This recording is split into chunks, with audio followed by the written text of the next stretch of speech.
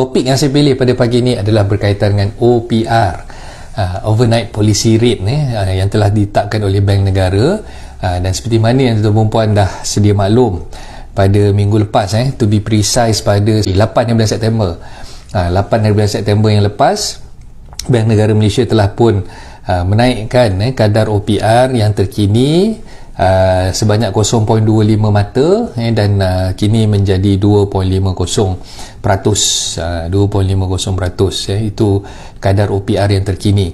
So seperti mana yang kita sedia maklum, OPR telah pun diturunkan ke paras yang terendah ketika negara menghadapi pandemik COVID-19 yang lepas, sehingga 1.75%. 1.75% ni memang tak ada presiden lagi, tak ada sejarah lagi. Kadar OPR begitu rendah sampai 1.75% yang diturunkan disebabkan oleh pandemik COVID-19.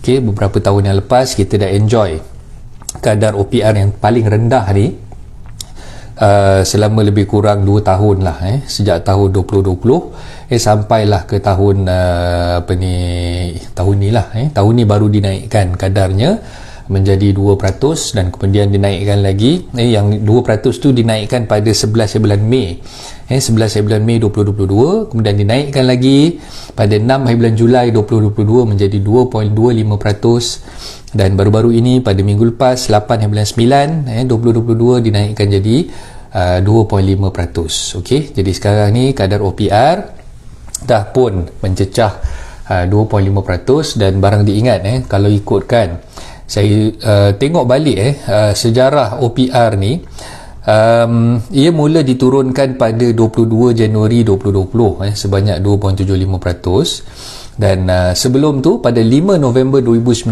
kadar OPR kita adalah 3%. 3% ni adalah kadar normal, kadar yang biasa sebelum berlakunya pandemik COVID-19. Kita berada pada kadar 3%. So tuan-tuan dan puan, seperti mana yang saya dah rumuskan sebentar tadi, kadar OPR yang sebenarnya lah sebelum pandemik COVID-19 pada tahun 2019 kita pernah Bank Negara telah pun menetapkan kadar OPR-nya adalah 3%. Dan disebabkan pandemik COVID-19 diturunkan menjadi sehingga yang paling paras terendah 1.75%. Dan sebenarnya tuan-tuan, bila kita sebagai rakyat marahan ni, saya seringkali membaca lah ataupun mungkin ada video-video yang telah pun di-sharekan oleh netizen di luar sana yang mengecam kerajaan, yang menyalahkan kerajaan, time-time macam ni kenapa kau nak naikkan OPR, kenapa ketika rakyat dilanda masalah baru lepas pandemik COVID-19 dan gaji baru je dinaikkan, gaji minimum, paras gaji minimum dinaikkan daripada 1,200 menjadi 1,500, ketika itulah kenapa OPR tu nak dinaikkan. Okey, barang diingat tuan-tuan dan puan, kenapa Bank Negara naikkan kadar OPR ni sekarang. Okey, seperti mana yang tuan-tuan dan puan sedia maklum, bila negara kita dilanda pandemik COVID-19 beberapa tahun yang lepas, kadar OPR ni telah diturunkan untuk meringankan beban rakyat. Dan ketika itu memang kita tahu negara kita dilanda pandemik, dan kerajaan telah mengumumkan tentang PKP. Tak pernah langsung dalam sejarah hidup kita ni kita dikekang untuk keluar daripada rumah.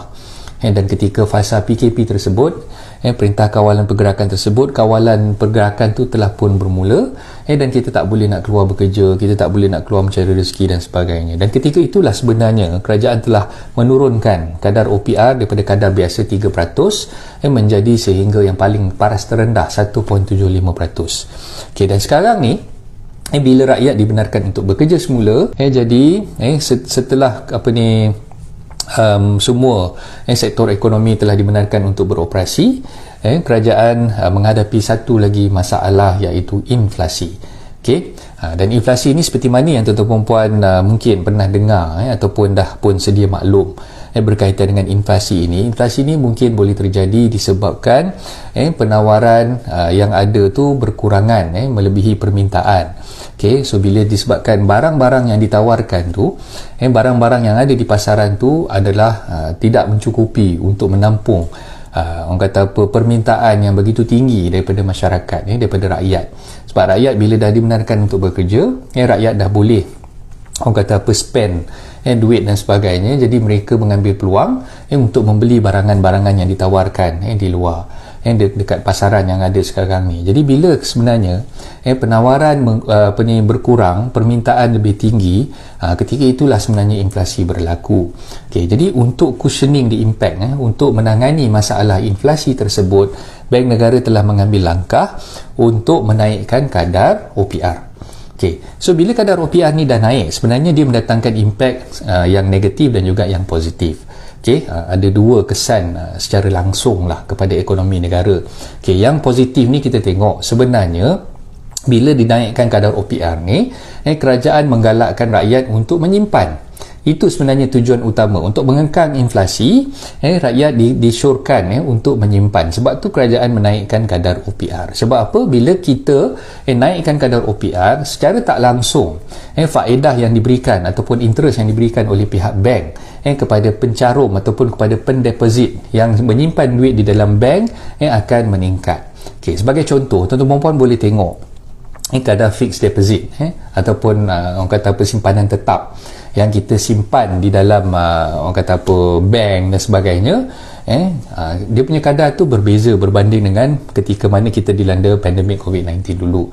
Okay, so kadar OPR dah naik dengan secara tak langsungnya interest ataupun faedah yang diberikan oleh bank untuk simpanan tetap yang kita simpan ataupun depositkan di dalam akaun bank kita akan meningkat. Okay. So ini tujuannya adalah untuk memastikan bahawa kecairan tunai di pasaran tu berkurangan.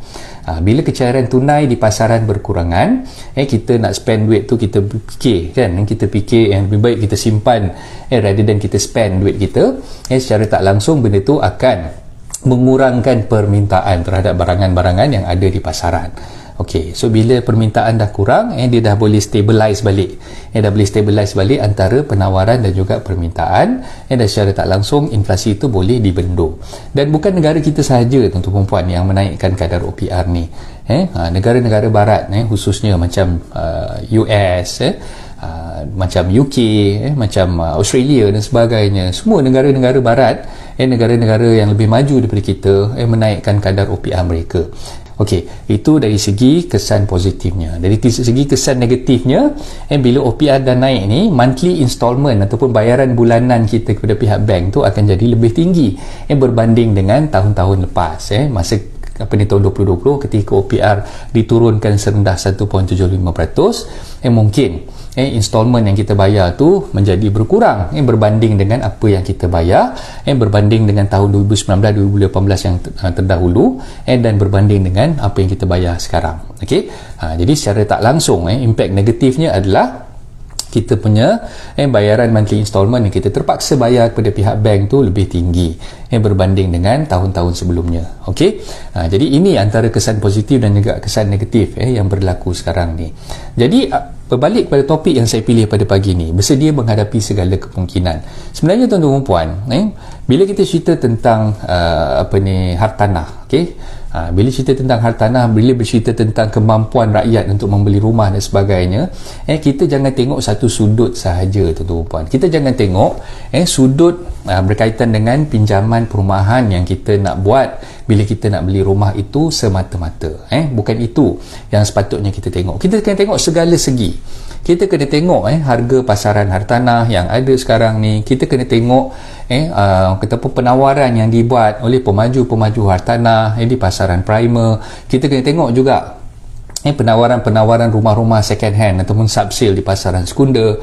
Kita kena tengok juga impact dari segi kenaikan harga barang, raw materials yang digunakan untuk construction dan sebagainya. Bila harga barangan dah naik, harga besi naik, harga pasir naik, harga simen naik, dan ini yang mendatangkan impact kepada pasaran hartanah juga. Jadi kita jangan tengok satu sudut saja. Sebab tuan-tuan dan puan, sebagai bakal-bakal pembeli rumah, tuan-tuan puan sebagai orang yang mungkin tiada pengalaman, baru pertama kali nak beli rumah, mungkin bila kita baca, bila kita tengok video-video yang telah pun netizen tulis ataupun yang telah pun netizen uploadkan di dalam sosial media dan sebagainya, kita nampak benda ni kesannya negatif sahaja semata-mata. Hakikatnya tidak macam tu, tuan-tuan puan. Banyak sebenarnya perkara-perkara yang kita perlu kaji dan kita perlu teliti dalam kita orang kata apa, membuat kesimpulan ataupun merumuskan berkaitan dengan keadaan ekonomi semasa sekarang ni, dan juga apa impak yang akan berlaku kepada pasaran hartanah disebabkan kenaikan OPR tersebut. Okey, saya selalu mengingatkan kepada tuan-tuan puan, kepada sahabat-sahabat yang baru pertama kali nak membeli rumah, apa yang saya selalu ingatkan tersebut adalah kita nak beli rumah ni tuan-tuan puan, kita kena tengok yang mustahaknya adalah kemampuan diri kita dulu. Itu yang paling penting, kemampuan diri kita untuk membeli rumah yang kita idam-idamkan tu tadi. Okay? So bila kita tengok kepada kadar kemampuan kita, kita bukannya tengok kepada kadar kemampuan semasa kita semata-mata, bukan tengok kepada kadar kemampuan kita sekarang ni semata-mata. Kita kena tengok kadar kemampuan kita pada masa-masa yang akan datang. Maksud saya dekat situ, kalau katalah tuan-tuan perempuan sekarang ni ingin membeli rumah yang mungkin berharga 300,000. Okay, bila tuan-tuan perempuan dah congak, dah tengok daripada gaji yang tuan-tuan perempuan dapat, katalah gaji bulanan tuan-tuan perempuan, gaji isi rumah anda dan juga isteri dengan pasangan anda 5,000 sebulan. Okay, daripada 5,000 sebulan tersebut, bagaimana anda nak mencongak ataupun bagaimana anda nak planning planning kita punya perbelanjaan bulanan. Dari segi kemampuan kita, bila kita nak tambah komitmen baru untuk membeli rumah tersebut, macam mana sebenarnya kita nak plan kita punya financial, kita nak plan, kita nak atur susun balik kita punya kewangan dengan adanya hutang baru setelah kita bertindak membeli rumah yang kita idam-idamkan tadi. Okay, sebagai contoh, gaji kita 5,000, kita nak beli rumah harga 300,000. Adakah kita kena tengok kemampuan kita pada masa sekarang semata-mata? Jawapannya tidak, tuan-tuan puan. Anda sebagai bakal pembeli rumah seharusnya kena fikir jangka masa panjang. Anda kena tengok keadaan jangka masa panjang pada masa akan datang. Okay, sebagai contoh, katalah sekarang ni anda dah congak dengan pendapatan anda 5,000. Okay, perbelanjaan anda, membayar hutang piutang sedia ada. Okay, katalah anda ada personal loan, anda ada credit card, anda ada hutang kereta. Okay, jadi semua hutang-hutang yang anda ada sekarang ni, katalah monthly installment yang anda perlu bayar. Untuk kereta tadi katalah RM900. Untuk credit card katalah anda kena bayar RM1,000. Jadi dah campurkan semua sekali ni, itu sebenarnya komitmen bulanan yang anda perlu bayar sekarang. Okay, jadi dalam masa yang sama, bila nak tengok kemampuan anda untuk memiliki rumah yang berharga 300,000 tu tadi, anda perlu kira bukan sekadar berdasarkan kepada OPR semasa. Anda kena tengok bila kita nak beli rumah tersebut, kita kena tengok OPR yang dijangka akan naik pada masa akan datang. Sebab apa? Memang kerajaan dah war-warkan kadar OPR biasa masa sebelum pandemik pada tahun 2019 dulu, kadar OPR biasa adalah 3%. 3%. Jadi sekarang ni OPR bila dah dinaikkan jadi 2.5%, adakah 2.5% ni akan terhenti di situ saja? Jawapannya tidak, tuan-tuan puan. Dia akan naik lagi. Dia akan naik lagi dan dijangka seawal pada di tahun 2023 nanti kadar OPR akan menjadi seperti mana dulu 3%, kadar biasa yang dikenakan oleh Bank Negara. Jadi bila kita nak buat congakan, bila kita nak kira berapa tahap kemampuan kita, jangan berpandukan kepada kadar OPR sekarang. Kita kena tengok kadar OPR yang akan datang. Okay? Kita kena tengok kemampuan kita untuk servis loan tersebut dalam beberapa tahun yang akan datang. Okay. Untuk memudahkan tuan-tuan puan fahamkan OPR ini sebenarnya adalah dia punya benchmark. Kita panggil benda itu sebagai benchmark yang telah ditetapkan oleh Bank Negara. Okay? Tapi sebenarnya kadar faedah ataupun keuntungan yang dikenakan oleh pihak bank melebihi ataupun lebih tinggi daripada OPR yang telah ditetapkan sekarang ni. So kita tak boleh nak kira pada kadar 2.5% semata-mata, tuan-tuan puan. Kita kena ambil benchmark seperti mana yang terdahulu. Mungkin kita ambil paling-paling minimum pun 3% daripada situ, plus ada plus di situ, ada plus lagi. Sebab apa? Yang digunakan rate yang digunakan oleh bank adalah biasanya ada tambah di situ. tambah 0.25, tambah 0.7, sehingga 0.8 pun ada. Jadi tuan-tuan puan perlu cek dengan pihak bank. Okey, berapa faedah ataupun interest tambahan ni kenakan on top of OPR yang diletakkan oleh bank negara tadi. Okey, dan bila kita buat pinjaman dengan pihak bank, biasanya pinjaman yang telah diberikan oleh pihak bank disebut dia ada dua konsep pembiayaan. Yang pertama yang kita panggil sebagai variable. Variable ni maknanya berubah-ubah. Variable maknanya bila masa OPR naik, dia pun akan ikut naik. Okey, dan yang kedua adalah fix. Fix ni maknanya tetap. Yang tetap ni selalunya rate-nya adalah lebih tinggi berbanding dengan variable. Tapi kita kena faham, bila yang tetap ni maknanya dia tak akan naik lagi. Sampai bila-bila pun dia tak akan naik. Dia akan ikut stagnan sampai bila-bila. Yang variable ni yang tuan-tuan puan perlu berhati-hati. Sekarang ni mungkin rendah. Tapi mungkin beberapa bulan akan datang, beberapa tahun akan datang, dia akan meningkat, bergantung kepada apa yang bank negara tetapkan dan bergantung kepada keuntungan yang bank nak capai. Okay. Jadi anda mungkin tertanya-tanya sekarang ni, macam mana congakan ataupun kita punya calculation yang sewajarnya yang kita guna pakai. Jadi macam yang saya syorkan tadi, tuan-tuan puan perlu letakkan benchmark 3% untuk OPR. Itu adalah biasa, kadar yang telah digunakan pakai beberapa tahun yang lepas sebelum pandemik COVID-19 melanda negara kita.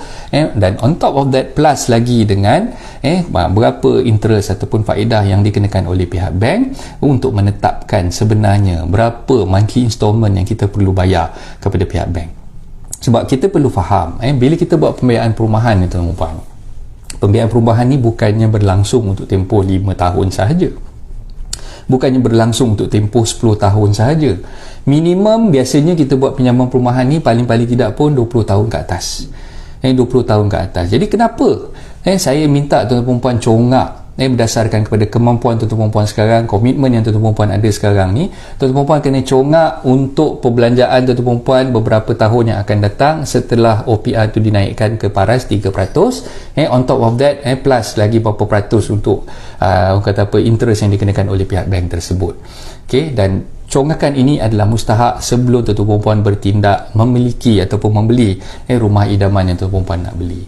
Okay, kalau tadi bila kita dah congak, kita dah kira-kira, kalau kita tambah komitmen beli rumah, katalah monthly installment yang kita perlu bayar berdasarkan pengiraan yang kita dah kira tadi tu adalah RM1,200. Okay, katakanlah RM1,200 untuk rumah berharga RM300,000. Okay, so berdasarkan pengiraan RM1,200 tadi, kita add up, kita tambah komitmen bulanan sedia ada yang kita ada sekarang ni.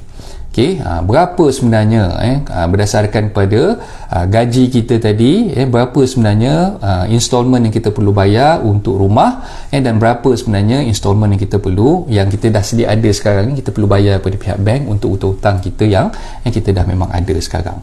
Okay, jadi bila kita dah kira, kita dah tambah, katalah tadi tambahan untuk monthly installment rumah yang baru kita nak beli tadi ni RM1,200. Jadi kat situ kita kena tengok sama ada kita mampu ataupun tidak membayar monthly installment kita. Jangan pula sekarang ni kita rasa kita mampu, tapi hakikatnya bila kita dah kira berdasarkan kepada pengiraan untuk kadar faedah yang lebih tinggi nanti, kita jadi tak mampu pula.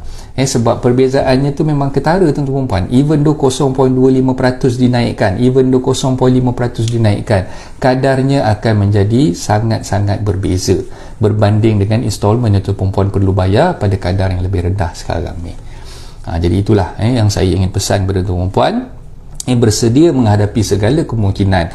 Jangan kita nak menyalahkan semua orang, terutamanya menyalahkan kerajaan. Bila kerajaan buat benda ni semua tak kena, bila kerajaan naikkan OPR ni marah kerajaan, marah Tengku Zafrul dan sebagainya. Jadi ini sebenarnya pesanan yang saya nak pesan kepada diri saya dan juga kepada tuan-tuan puan semua. Bila kita nak buat hutang tu, kita kena tahu dulu. Kita kena kira dulu kemampuan kita, dan kita kena tahu dulu macam mana mekanisme bank mengenakan kadar faedah kepada peminjam-peminjam, kepada borrowersnya. Bila kita dah tahu, bila kita dah faham, bila kita dah ada ilmu macam ni, seharusnya kita mempraktikkan berdasarkan kepada pemahaman kita tadi. Kalau kita tak reti, kalau kita tak faham, kita tanyalah kepada pihak yang lebih arif, yang lebih faham. Kalau misalnya kata kita tak pasti berapa sebenarnya kadar yang dikenakan oleh pihak bank, kita tanya dulu dengan pihak banker. Dan yang baik itu datang daripada Allah, yang kurang baik itu datang kelemahan diri saya sendiri. Saya minta ampun dan maaf kalau saya terkasar bahasa, saya mungkin ada tersinggung perasaan sesiapa, dan saya doakan agar segala urusan kita dipermudahkan, dan tuan-tuan puan semua beroleh keberkatan rezeki, di samping itu orang kata apa, berbahagia di samping keluarga tersayang, insyaAllah. So itu saja daripada saya. Assalamualaikum warahmatullahi taala wabarakatuh. Bye bye.